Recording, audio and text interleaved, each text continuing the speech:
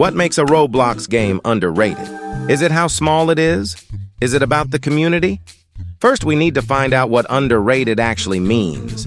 Most definitions describe it as not rated or valued highly enough, or something or someone that doesn't get enough recognition. Also, side note, this second one comes from amazingtalker.com. What a stupid name. Okay, so we understand that underrated means that it A, doesn't get enough recognition, and B, deserves to be rated and valued higher than it is. But that begs the question, how much higher does it deserve to be valued? How small is underrated, and how big does a game have to be to just be fairly rated? I asked 10 of my friends who spend too much time on Roblox how small they think a game has to be in order to be underrated.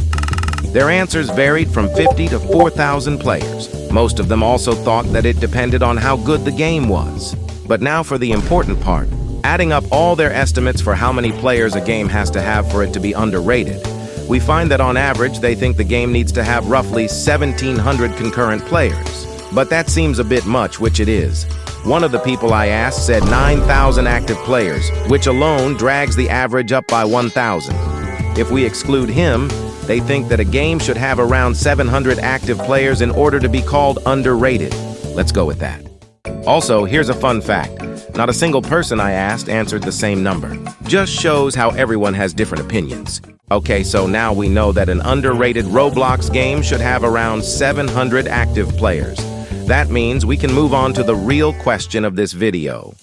Why do people love underrated games?